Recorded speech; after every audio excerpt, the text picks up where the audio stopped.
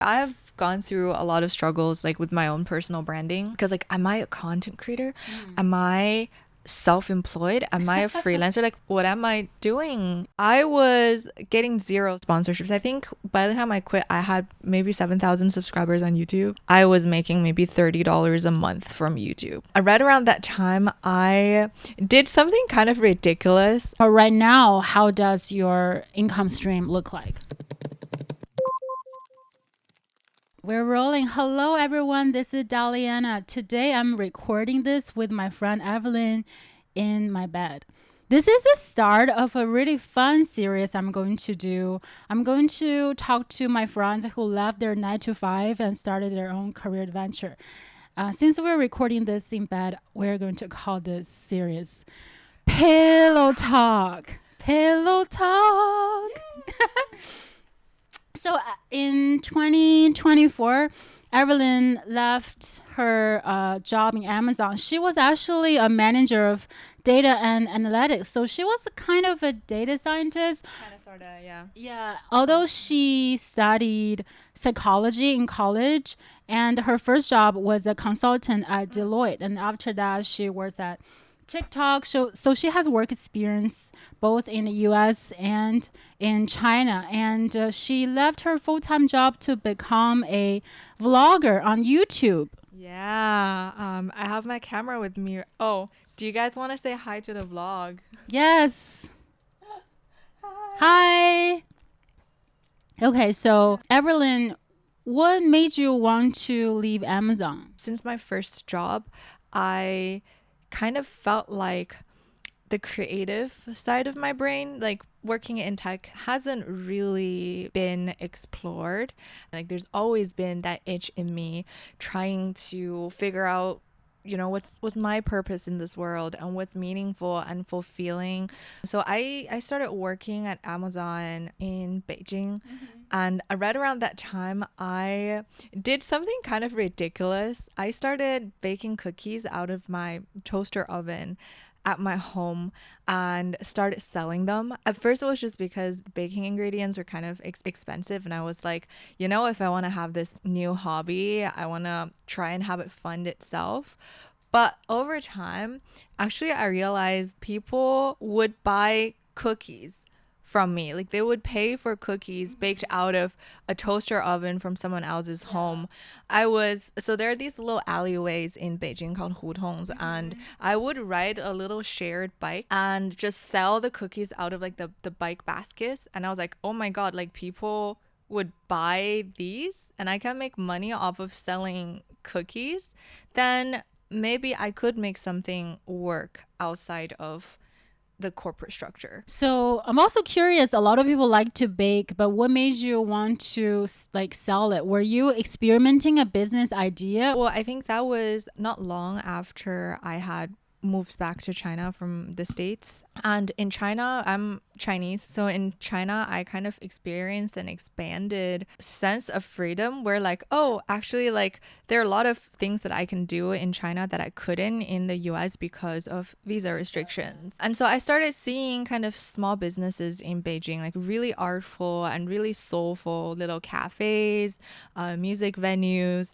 And I was like, you know, these people run their businesses by just buying supplies online and just like making like handcrafted things and selling them. If they can do it, maybe I could do it too. So you finally started to explore your creativity. Yes. Yeah. Yeah, in a very tangible way. Yeah. And how long have you been creating videos, been vlogging around that time? I started vlogging at the end of 2019, beginning of 2020. So at that time, a little over a year. And I think back when I was still working in tech, to me, working in tech, a lot of working in tech and vlogging are not that different, because even when I was working, my favorite part of my job is telling stories. And when I was a consultant, I'm that person on a team who just loves making slides. And there's actually quite a lot of similarities between making slides and editing a video. It's essentially just using, visual and text input to craft an engaging story. So in a sense, what I've loved doing has always been the same. Nothing's really changed. It's just the form of expression and the structure within which it's been done. Yeah. And basically the videos, the images, the ideas are just different pieces of data, and you need to weave them together and tell the story. So when you first realized, okay, I could make some money, did you just make that decision instantly? Was it hard? Can you tell us what was it like to tell your parents, your friends, and then break it down to our manager, hey, I made some money from selling cookies, bye? That wasn't quite how it went. Definitely a very scary situation. Oh, by the way, for those of you who are wondering, this is my talking dumpling. It's my mic, and it's not even working. It's just that we thought it was fun. So Daliana requested that I hold it anyways.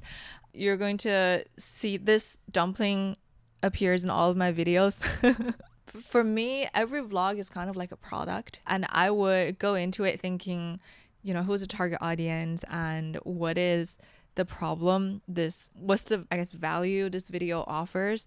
So that analytical process has always been really fun. So once I realized, I love doing that so much, it becomes a tug of war every day at work when I realized, I'm spending 8 hours a day not doing this thing that I love so very much. But then on the other hand, by the time I quit, I was making maybe $30 a month from YouTube.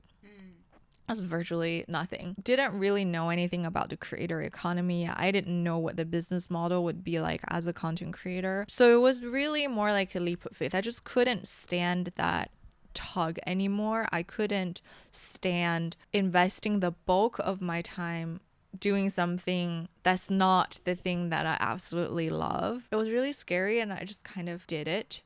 And my manager at Amazon was really I did not expect this at all, but he was very supportive actually of me exploring different career paths.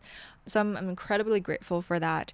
We had explored kind of trying to work on that tug of war and just trying to contain my day job, within 8 hours a day, and try to build a side hustle almost, but it still didn't work for me.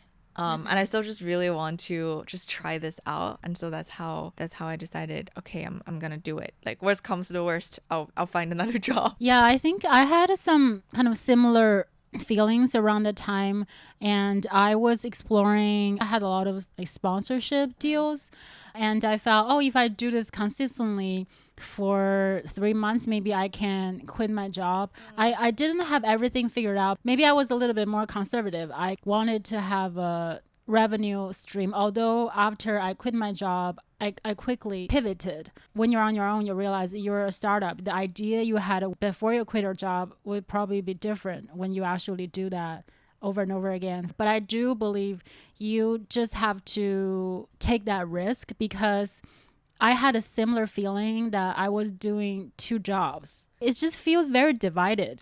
Yeah. I used to think I could compartmentalize my thoughts. After 6 p.m. I can turn off. It's like Severance, the TV show. But for someone like me who always overthink, have a lot of random thoughts, constantly get distracted, it's just impossible. So I realized if I do believe eventually I want to have something on my own, I do have to quit my job. So I have not just time, but the mental space. And if you think about your entire resources, it's not just money, it's time. If you're doing something you don't enjoy, you're wasting another year in your life when you could use that time to figure something out. So actually quite a funny story. You mentioned you were getting sponsorships before you quit. I was getting 0 sponsorships. I think by the time I quit, I had maybe 7,000 subscribers on YouTube. And I had no sponsors. And then after doing YouTube for maybe 3 years, I realized I had put a business email, like a business contact in my bio, but over the first 3 years of me doing YouTube, I had never clicked into that. I've never checked that email. And so on year 3, when I finally opened that inbox for the first time, there were like mostly spam, but also like actually some sponsorship deals that I just missed. If you're also considering becoming a content creator, check your email. That would be tip number 1 from me. Yeah, make it available, make it easy for other people to give you money. Yeah. I remember listening to this podcast called My First Million. They didn't have any sponsor, so they just randomly say, oh, we really love this product. This episode is sponsored by, for example, Nike or whatever, but maybe their competitor is listening to their podcast and then they like reach out. They just say, hey, I'm looking for sponsorship. I think the big lesson or like a growth we have to go through is to feel comfortable to create a business. It's to feel comfortable to say, hey, I do XYZ and I should be paid. Yeah. I was reflecting on this fairly recently, actually. So for those of you who don't know, I make lifestyle vlogs and my channel on YouTube is called Tapioca Press. It's quite, my content, I would say, has been quite separate from my professional life. So I'm like an aesthetic lifestyle YouTuber, and a lot of people in this category, actually, especially vloggers, most of us start vlogging because we connected with a creator that we really like, and we kind of start off trying to tell our own stories in similar styles, and then we kind of really get into the craft of creating. But that makes it really challenging for creators themselves and for brands to think of creators as businesses, which like was something that I struggled with a lot when I first started creating. It's my first year being a content creator now, and I think this is like the dawn of me starting to think of myself as a business and thinking, even though I have been creating videos as products for a while, this is the first time I'm starting to think, oh, like I need to build up like several revenue streams. I need to, even as an artsy aesthetic content creator, like I need to have a professional side of my business. So it's been a very interesting transition in terms of just mindset navigating the creator economy. Yeah. So around the time I quit my job, I found a business coach. So he had experience negotiating with sponsors. So the model was he take a percentage of the deal I negotiated. Although I stopped doing sponsorship, but I do feel the skills I have learned is really valuable. It also give me a lot of influence. Oh, I can ask for this amount of money, right? And you can pitch to a CEO of a tech startup. I think that really helped me overcome a lot of fear. And you also need to kind of really remind yourself your value, the value you really create. So that's why, I teach different type of business model I teach now. So it's like you can teach courses, you can do sponsorships. Maybe you can also do some part-time gig with a company as a advisor, consultant. So you can have multiple income stream. So for example, right now, how does your income stream look like? Right now, I'm not proud of this, but it's primarily brand sponsorships and a tiny portion of AdSense and affiliates. So this year I'm working on diversifying. I am thinking outside of my video content, what are some digital and physical products that I can build for my audience? I have always kept in touch with my audience and try to get to know them and what they need. And this year, I think my focus has shifted a little bit towards, okay, like what can I work on to help fulfill those needs outside of just content? So you have close to 80,000 followers on YouTube? A little over 70 now, yeah. So how did you grow your audience to 70K? Was there like a video that went viral, or it's more like kind of a linear growth? For me, there was definitely one viral video that kind of took me to where I am today. Quite funnily, it was the one where I talked about kind of my decision to quit corporate when I had basically no other source of income.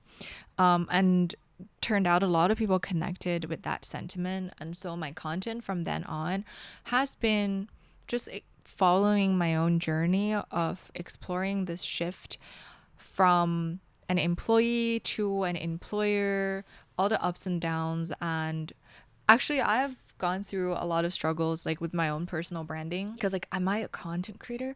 Am I self-employed? Am I a freelancer? Like what am I doing here in this space? So that video was kind of my pickup point. The really great thing about creating content and social media in general is that you get feedback really quickly from data, from the analytics data, and from your audience feedback. So by kind of studying my own videos performance, and especially when there's like a big kind of fleet of traffic coming in, I was able to get to know my audience more and get to know what topics they might be interested in, and through that avenue produce more videos that got picked up by the algorithm.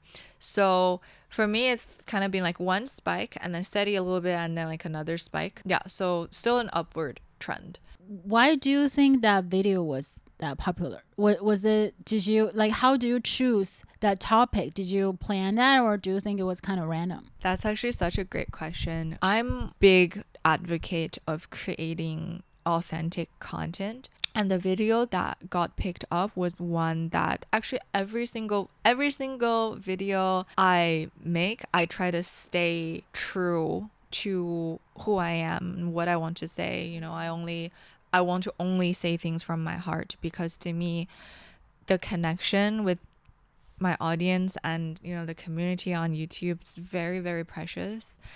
So that video, I think, was just very honest and very authentic, and it connected with the sentiment around that time where a lot of people were feeling anxiety from tech layoffs and people are beginning to think. I think we're kind of at the beginning of a part of history where more and more people are starting to think of carving out their own paths. So I think that sentiment of finding something that works for you, finding your passion and doing what you love for a living, even though it was scary, was something that resonated with a lot of people. So because this topic was interesting, did you double down to create more topics about this, or it's more like, oh, I still have other topics, even if I know it might not be this popular? It wasn't, for me, like, it was kind of like a maze. There was a lot of, I got into overthinking a lot, and there was just a lot of different possible directions that I could go. And if you have navigated a similar journey of kind of quitting a steady job and starting something on your own, that instability is actually quite disorienting. So I knew my overall direction would be to help to take my audience along on this journey of exploration. But when you're in the maze itself, it's really difficult to know which direction is it that you even want to go. So I made videos just based on just the current struggles that I had. I made a lot of content. I made some content about kind of my relationship with finances, which was a big shift for me, as well as navigating. At that time I was in my late 20s, so that's also just a natural period in life where a lot of people are starting to pivot, and as a result, you know, feeling a little lost, so kind of struggling with just not quite having an anchor in life for a while. And then over the past year, I think you and I had a similar journey. I started traveling to kind of find myself, so that entire journey as a digital nomad was also captured in my vlogs. So it's a journey of search and finding, and then pivoting, feeling lost, but I was searching for what was true to me, what works for me. That theme has always been there, even though it manifested in content that captured a variety of topics. Yeah. So you have done my current phase a couple years ago. Have you found yourself? I think that's a longer journey than 1 or 2 years in our lives. Perhaps life itself is a journey of just constantly discovering and rediscovering ourselves. I had this time and this freedom to really intensively look within. A lot of things that me and my community, and I'm sure a lot of you guys here struggle with too, like overthinking. We both mentioned we're overthinkers and like people pleasing for a lot of us, procrastination, perfectionism. Daliana's very intensely nodding. So all of these things, I feel less reactive to life than I did when I just quit. So in that way, I feel like I feel more grounded in who I am now, but I'm also very open to her evolving and growing. So what is something like a new quality you have to adopt after you quit your job in this journey? What is some new discovery you had about yourself? Like, for example, when I'm like hanging out with a friend or like making plans to hang out, I would be the person who would always guess like what the other person would want. And then like try to figure out what the other person wants, and I'd be like, I'm okay with anything. But I learned that it's actually a deeper connection and a really sense of care for ourselves and for other people to take a pause and ask ourselves, okay, like what do I want, and then take into consideration what does my friend want, and then as a little team we figure out what we both want. So learning to reference myself and like listening to what do I need, how do I feel, and learning to communicate that with people, and learning to figure out what works for both of us. That's been a really big learning for me on this journey. And I remember when we just met for the first time, within 5 minutes you used the word soul searching. And I was like a little not like shocked. In my mind I was like, she's either super cringy or she's like really, really genuine. Because I lived in San Francisco for the last 4 years. I had no idea. So the word soul searching, it has been abused. I do some spiritual retreat or some drugs, and it's like I'm doing soul search. It's something they brag about. But the word itself, the meaning, I think is really great. And I often say content creation is a journey of soul searching. You're constantly finding out who you really are. And through the journey, you said, especially last year, you felt a little bit lost and unmotivated. Can you tell us like what happened there? And I think any period of feeling lost is really a process of finding, and I think it's better than not even knowing that you're lost. And when I felt lost for the past year, I think it's actually a deep sense of distrust in myself. Like I just could not trust that I could make a living off of what I do. I trust that I can build a meaningful career, but a prosperous one or like abundant one, I'm not quite sure.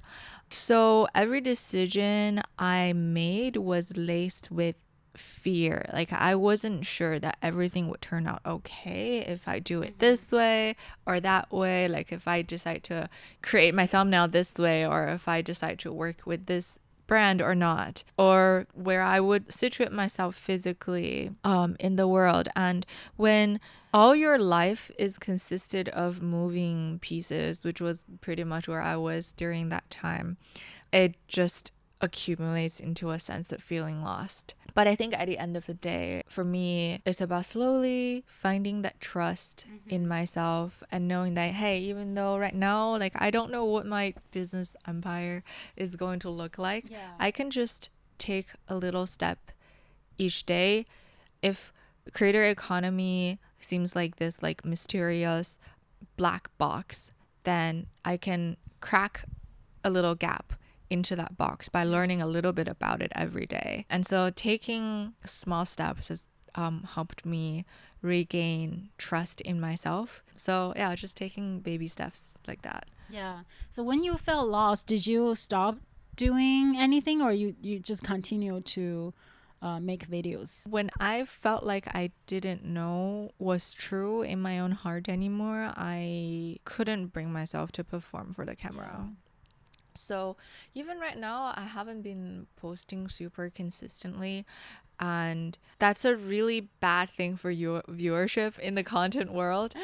But I now have enough trust in myself that when I do find what was true, and when I do have things that I really want to share with the community that I love, everything is going to start kind of flowing again. Yeah, speaking of pausing, so I stopped this podcast for about a year, and now I'm also going through like a rebrand. I was like, what am I gonna call it? Like life after 9 to 5, or data science, create more influence, soft skills. But then I was like, it's going to change. So why don't I just call it Daliana, or just use my own name? And I think actually wasted a lot of my energy just thinking about, what is the exact path I'm going to pivot? I think I'm still in the process of doing a lot of small experiments. So for example, I was doing the data science career coaching. I still do it, and I really enjoy doing that, but I discovered a lot of data scientists that coach have the needs they want to build a personal brand. They want to try something else. So you kind of have more ideas from current thing you're working on. And maybe after this, I'll have a different workshop on how to carve out your own path, or how do you plan the practical side or finance business side of like quitting your job. I also stopped writing on LinkedIn for a little bit, because exactly like you said, I feel like I couldn't bring the energy to inspire other people if I don't have the energy. And in the beginning, there's also a lot of fear. You're worrying about losing audience, but then I don't want to be a slave to the platform. If they don't want to give me the traffic because I'm not consistent, that's okay. I own my life, and I don't know how exactly the traffic will work, but I also believe like the trust that I can figure things out. Also, a lot of that, I want to, throughout this process, I just want to share a very, very deep gratitude for my audience. Even though they haven't heard from me for months,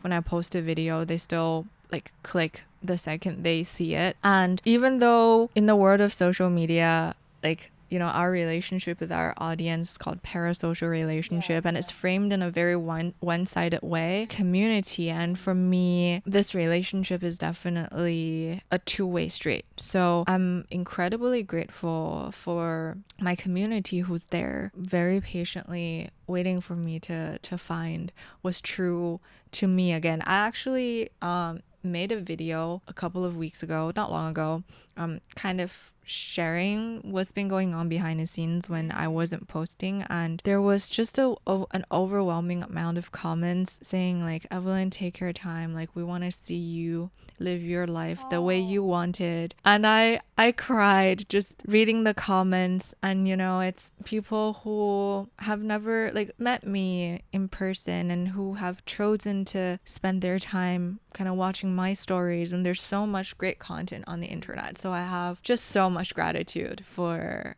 my community, and I really want to give back by just continuing to share what's from my heart. That's so beautiful. Thanks for sharing that. I remember, there are like also some people message me, haven't seen you posting, are you okay? Yeah. And although I have fewer followers on podcasts and YouTube platform, but I do feel when people listen to you talk for a long time, they have deeper trust relationship in you compared to someone maybe saw a post on LinkedIn and followed you. And also people who subscribe email. So I share like deeper thoughts in my newsletter. And also I think I always tell people like in my personal branding course, if you can have some sort of a wait list if you don't have a newsletter, and then you can update them. Maybe you can do a free Q&A or workshop. So this is a way that you actually own your audience instead of relying on the platform. Because for example, around the time when I quit my job, LinkedIn algorithm changed, so my performance is different. So I definitely like made me want to panic, but the open rate of my email is kind of always the same. Wow, that's really cool to know. I think since I started to get to know you, actually, I've learned more about the business side of content creation. So do you have an idea of what your audience look like a persona? Like, for example, their gender, age, where do they live, what do they enjoy doing? I think for my content in particular, because I'm the sort of person who like talks about soul searching when I meet someone for the first time. So because of like, I really, when I share what's from my heart, I really mean it. And so I end up like coming across quite a lot of like similar people to me. Like people going through similar seasons in life, different backgrounds. Like I guess a lot of third culture kids actually on my channel, because I grew up in China and then I spent a really long time in the States, so I'm a little mixed up here. So yeah, a lot of people searching for themselves, searching for their identity, a lot of people trying to build their own paths. Yeah, so I know, but if you like ask me to make like a slide deck to like profile my audience, like I don't have that. Yeah. You don't need to provide that to your sponsors. They don't ask for it. No, that's something I'm trying to build up, but as of right now, not really. Maybe it's the different, I guess like in the lifestyle niche, people don't really care about that. But so what is something you really enjoy about your current lifestyle, and what is some kind of challenges you didn't know before? Vlogging for me has been a way to make sense of life when it feels confusing. So for a really long time I've been making vlogs. It kind of felt like therapy for me. It kind of forces me, and especially with like aesthetic vlogs, it forces me to find beauty in life, no matter how small it might be. And challenges, I think in lifestyle, is definitely very easy to lose touch with the business side of content, because as a lifestyle girl, the predominant narrative I guess on the internet is that you're soft, you're gentle, and you're artful, but that doesn't necessarily have to be the direct opposite from a professional, confident, and resilient businesswoman. So I'm trying to integrate these different sides of me as two sides of the same coin, where for a while I felt like, oh, by like quitting I'm denouncing my like professional identity, but now I'm like, actually working for myself is also professional. And it feels good to like reconnect with my professional self again. So it's like a process of both vlogging and leaving my 9 to 5 has been a process of like breaking apart and severance. Reintegration, literally. Do you have someone on your team that help you with the business side or like editing? Is it like just a one woman show? I do work with I do work with a manager, but I still do editing all by myself. I guess every week I get a lot of emails, offering editing services, thumbnail services. But for me, those parts actually are quite a lot of fun. Maybe if later on I decide to do like more sit down talk content or like video podcasts, maybe at that point I would consider hiring an editor. But right now, editing my life, it's like one of the biggest reasons why I chose to do this as my career. I think a lot of people, YouTubers I talk to, they have hundreds of thousands of followers. They still edit on their own. They're different content creators or solopreneurs. Everyone have their own style. And also a lot of people say, oh, I really enjoy this, right? Even if I have the money or the tool to outsource it, but why would I outsource of my happiness? I think that's also like a lot of questions we're going to ask in, I don't know how long, but a shorter period of time, like when AI can automate a lot of things we enjoy. Do we choose to do that manually, or how do we? I think it's just because we're so stressed by surviving in the corporate life, we spend very little time to think about, oh, what do I actually enjoy? What do I want to do? I feel like the world of content, if you look at it from creators' perspective, which like in a sense we all are creators. And can you tell us what's your day-to-day look like, or like on a weekly basis, how much time do you spend like recording, editing, and how many days you have to pull like all-nighter because we all procrastinate? actually right now conducting my own experiment of trying to work on a 9 to 5 schedule. Oh, really? Actually, I'm trying to build more boundaries between life and you're going out to work. meet your friend this afternoon. Yeah, well, I'm traveling where are we allowed to say that we're in Shanghai right now. So yeah, like that obviously like doesn't work when I'm traveling, but I am trying to build like a container for my work so that I don't like overcomplicate things, so that I have a limited amount of time to find like the most efficient way to get done what I need to do. This is like a diminishing marginal benefit thing, like when I have all day to make a video, maybe like towards the second half of the day, like most of that time is not really used productively. Navigating a different relationship with work, and yeah, it's been really fun so far. Do you ever worry about like running out of ideas, or do you feel, oh, I have so many ideas, I don't know which one to pick, to prioritize? I think it's more like the second problem, where I have a lot of ideas, but because the time it takes to execute each one is to execute each one's like too long. Like it's a really painful process for me to like watch ideas die, as in like I know I need to move on now and that idea is never gonna get executed.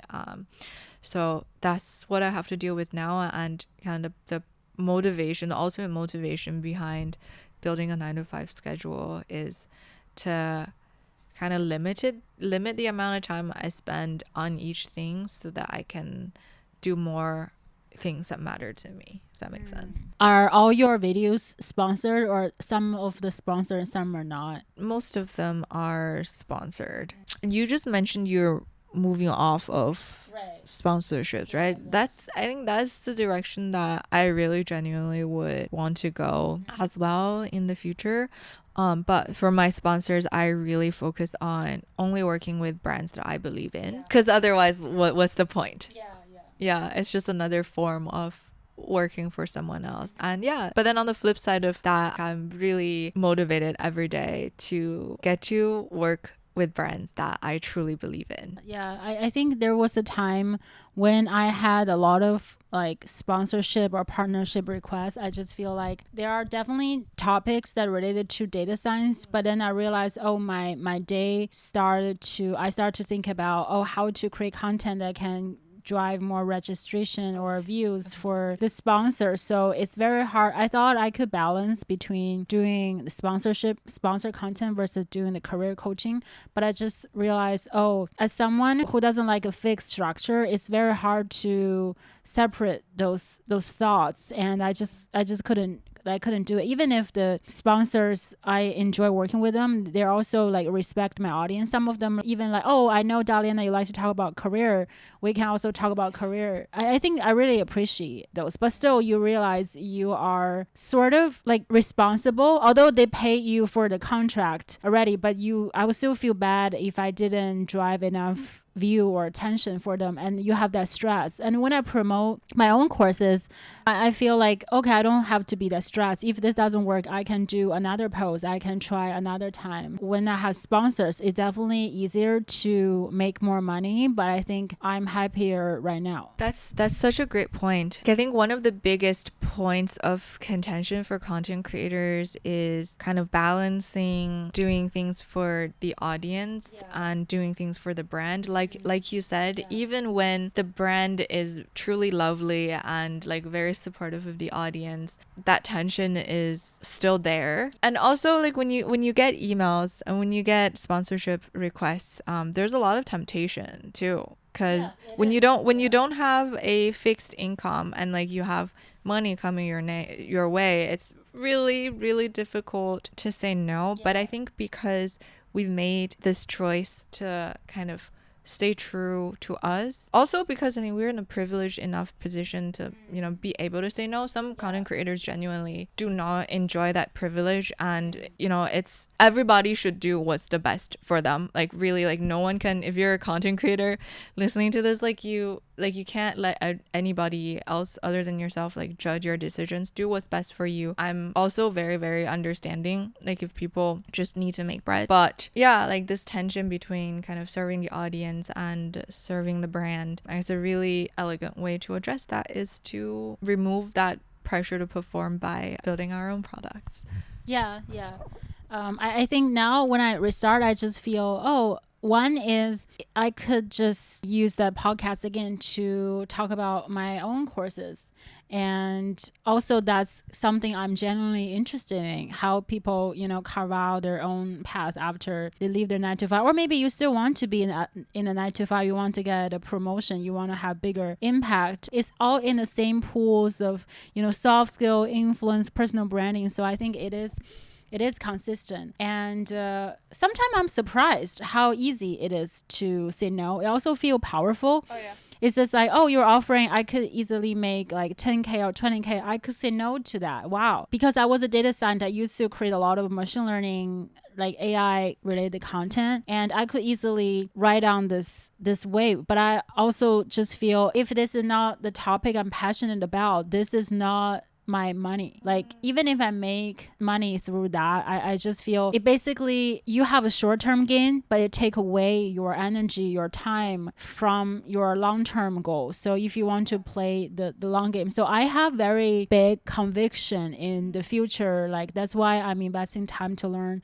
how to be a coach and how to kind of understand people more. So I do think I want to have my product, which are courses, but I really enjoy actually coaching people, having people join me in live sessions. I think in the future, something that would be valuable is high quality companionship. You can think about it as coaching, therapy, or some sort of community, but that's what I'm betting on. Basically like a high quality human experience. Wow, that's really cool. I'm thinking of the movie Her, person having a relationship with an AI. I think the film came out in like 2013 or 2014. Yeah. It was set in 2025 and it was filmed in Shanghai. It was filmed in Shanghai. It was filmed in Shanghai. Yeah. Can I go see where the film? We should. Yeah. I haven't done anything in Shanghai. Evelyn, I'm waiting for you to show me around. I will. Yeah. Okay, sorry, I interrupted you. Oh, I wanted to really quickly mention, I know like some of you guys follow this podcast because you have some sort of an itch to cover their own path, and maybe you're wrestling with the decision of whether to quit your 9 to 5 or not. And people like Daliana and I, because we're visible and because like there are lots of other examples of like people taking a leap of faith and pursuing their dreams. Yes, there are ups and downs, but at least on social media, they seem convicted that they're doing the right thing. And I just want to mention that what's the right thing for us might not be the right thing for you. Right. And you should always, like, I want anybody who's listening to feel empowered to do what's right for you. Daliana mentioned earlier, like maybe not quitting is the best option for you. Maybe taking that money, taking that sponsorship is the best thing for you. So yeah, it's the point of us sharing this is, for me at least, is more to empower everyone to make decisions that are right for you. That's a great point. Actually, I think the time I say no to all sponsorship requests was the phase where I was mostly confused. I feel like I need to say no. It almost feels like it gave me a sense of power to find myself. And now I feel like, I know I want to do coaching. So when there are sponsorship, I know it's not like consistent, but I'm actually more open to it. Like I'm not seeking. So for example, recently NVIDIA reached out to me to promote something on LinkedIn. It's not going to be a consistent deal, but I had that space. So sure, why not? I think like right now I'm more open to different opportunities. Also even with personal branding, there's a company that their marketing team invite me to give a talk because they want the employees to build a personal brand. So it's like, okay, I could do corporate training as well. I give myself permission to like spend a little longer time to figure out. I think when I just quit, I was like, within 6 months I need to have this revenue stream. I was so anxious too. That anxiety is very real. And now I was like, every dollar I make, I just feel like it's like a bonus out of this experiment I send out. And what I'm doing right now is kind of opposite from what my mindset before, especially when you're working at companies like Amazon. I always think about how can I deliver this faster? How can I invest in more like resources, and have more impact. So yeah. And now the question I ask myself is actually, I noticed sometimes I feel anxious. I have many threads and like unfinished. If you open my browser, you see like 200 tabs open. What browser do you use? I use Chrome. Same. And it crashes. It crashes all the time. And what the question I ask myself is, how can I make it a little slower? Maybe do 2-3 things. And I find it extremely hard to cut off the things you do and then be like, oh, maybe I'll do it tomorrow. I will have more time, have better like mental state to do it. But it's very hard to slow down. It's a little bit of oxymoron because my program is called Data Science Career Accelerator. In my mind, it's more like a catalyst. So I know something you didn't know about how to grow your career in data science, how to create more like impact and get to the next level. But you still need to do the work and find your own pace. So that's why in like both of my program, I always have a module talk about how to optimize your career path based on your experience and how do you like actually understand yourself. I really believe that the fastest way to grow is to slow down and take some time to get to know yourself. And basically, I think the benefit of being a content creator is it forces you to ask yourself, what do I know? Who am I? What kind of life do I want to be? Yeah, I feel like we're arriving at getting to a theme here of searching and then finding, kind of feeling a pressure and anxiety. Like after leaving corporate, we're like contracting for a bit, and then now we're kind of easing into an expansion. And then with content, like we paused for a bit. We're welcoming in new possibilities. Yeah. So it's like a very comforting theme going on here. Like, yeah, for anyone feeling lost, I think it's just a process of unfolding, and you are going to arrive at a time and a space where the world feels more open. Yeah, I don't know whether you're going to create a course, but I feel like you can be a great coach. Like your vibe. I'm going to create Soulsearching 101. Soulsearching 101 without the cringe. I did not know this like phrase has such a bad rep. I had no idea. Or maybe it's just my own bias, but I just think people don't talk about that anymore. Or like there's a certain, it's like, you know, you see the SF kind of Burning Man bro or something. But again, like part of me also resonated with that. Oh, maybe one day I also want to do some spiritual retreats or go to Burning Man or do those type of crazy things. No, I haven't. Maybe we should go this year. Yeah. Soulsearching 101. When are you going to teach it? I'm being coached right now. I actually think with vlogging is a practice of soul searching. As I learn more about myself, crafting each story and in relation with my audience. So I've actually had this itch for a while to kind of share how I vlog with people. First of all, why do you choose vlogging as a form of content you make? Because there's so many different options out there. Like getting to know why vlogging is interesting to you is a part of soul searching. Choosing the topics that you want to tell the stories of. That also says a lot about who you are and what's important to you, how you tell the stories. And when it comes to the nitty-gritties of like putting the vlog together, how do you approach that? That is very telling. And so as you become a content creator and start thinking of it as a business, then you know how you make each business decisions also. I feel like every decision, every action we take, like whether it's through vlogging or career coaching or career accelerating podcast listening, I think it's a little microcosmos of just learning a little bit about ourselves. So I don't know if I'll ever teach like an explicit soul searching 101, but through everything I do, like my goal is to stay true to who I am and help more people discover what's true to them. Yeah, so you probably start with teach people how to do vlog, and then through that process help people find their soul.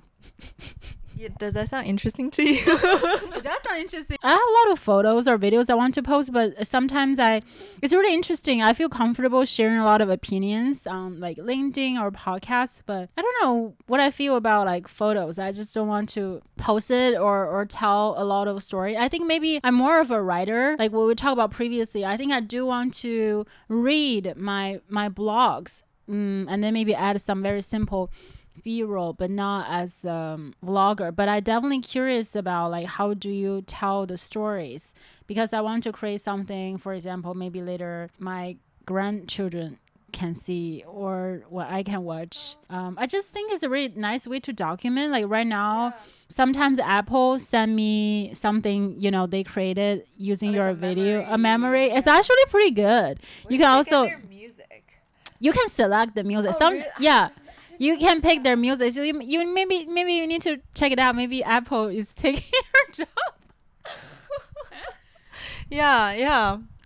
Yeah, nice piece of competitor research. I'm coming for you, Apple. So, what are you excited about in the next 6 months? Oh, I'm excited to be more consistent with my content. And that is not in a I have to post one vlog a week, otherwise I'm a failure kind of way. It's just that I have so many ideas and I want to bring them to life rather than letting them die. I'm excited to learn more about the creator economy. I really do see a trend of more and more people going into it. Like we mentioned earlier, in one way or another, we are all a part of it. Kind of integrating the artistic and business side of creating for myself, building up more revenue streams. Where are you going to travel to in the next couple of months or weeks? Next week I'm going to Shenzhen. Shenzhen's actually I don't know if you guys have heard of Shenzhen. It's this city like neighboring Hong Kong. It's like the Silicon Valley of China. A lot of people say like Huawei and a lot of tech companies are there. Yes, so a lot of consumer tech companies are in Shenzhen, and they have their like headquarters and like manufacturing hubs there.